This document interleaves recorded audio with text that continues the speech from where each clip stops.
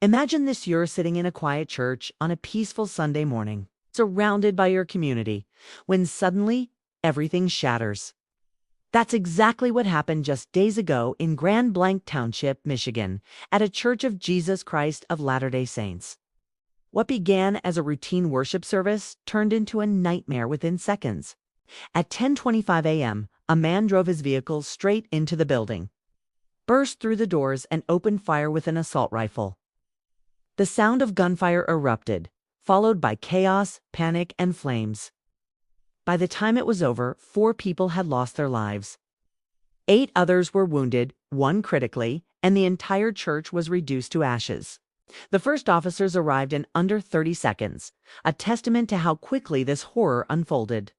Within just 8 minutes, law enforcement confronted and killed the shooter in the church's rear parking lot. But even as the gunfire stopped, the danger didn't. The suspect had already set the building ablaze. Using what investigators believe was gasoline as an accelerant, firefighters worked tirelessly to contain the inferno. But the damage was catastrophic.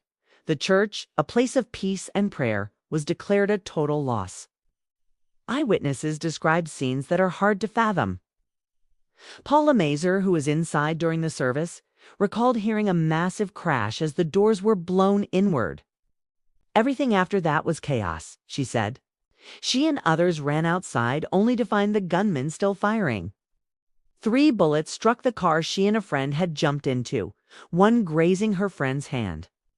Nearby resident Janet Piera, who happened to be leaving her home at the time, saw emergency vehicles racing toward the church.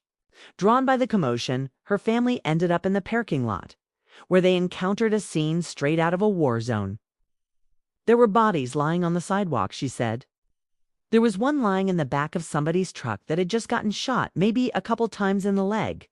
As investigators sift through the charred remains, they're still searching for anyone who might be unaccounted for. Recovery efforts continue, not just for victims, but for answers. Who was this man? Why did he target this church? So far, authorities haven't confirmed any connection between the shooter and the congregation. But what they do know is chilling. The suspect, identified as 40-year-old Thomas Jacob Sanford, was a former U.S. Marine. He enlisted in 2004, serving as an organizational automotive mechanic and vehicle recovery operator. He deployed to Iraq during Operation Iraqi Freedom from August 2007 to March 2008. Stationed at Camp Lejeune before leaving the service in 2008. His record includes honors like the Marine Corps Good Conduct Medal, the Iraq Campaign Medal, and the Global War on Terrorism Service Medal. Symbols of a man once entrusted to protect, not destroy. Born in the area, Sanford graduated from Goodrich High School in 2003, according to local reports. Back then, he was described as someone preparing to serve his country in Fallujah. Now, decades later, his name is tied to one of the most shocking acts of violence Michigan has seen in years. Despite attempts to reach his family, no one has spoken publicly yet. And while we may never fully understand what led him down this path, one thing is clear: this wasn't random. Federal officials, including the FBI, have labeled it an act of targeted violence.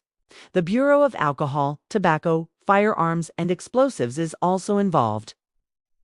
Having discovered what they describe as suspected explosive devices at the scene, though it's still unclear if those contributed to the fire. What makes this tragedy even more haunting is the setting. The Church of Jesus Christ of Latter-day Saints is known for its open doors and welcoming signs that read, simply, "Visitors welcome." It's a faith built on community, outreach, and inclusion, a place where strangers are treated like family. That such a sanctuary could become a target underscores just how fragile peace can be. As of now, none of the victims have been publicly identified. First responders remain in recovery mode, combing through debris not only for bodies but for clues that might explain the unthinkable. The investigation is ongoing, and while we wait for more details, we're left grappling with grief, anger, and questions that may never be fully answered. But in the midst of darkness, there are glimmers of resilience. Neighbors helping neighbors. Survivors sharing their stories to ensure the truth isn't lost. First responders who ran toward danger when everyone else ran away. This isn't just a story about violence. It's a story about humanity, both at its worst and its best. If this report moved you, shocked you, or made you think, please take a moment to like this video. Share it with someone who cares about staying informed. And subscribe to Global Alert Media. We're committed to bringing you the facts with clarity, compassion, and context, because in times like these, the truth matters more than ever. Stay safe, stay aware, and remember, even in the face of senseless tragedy, we're stronger when we stand together.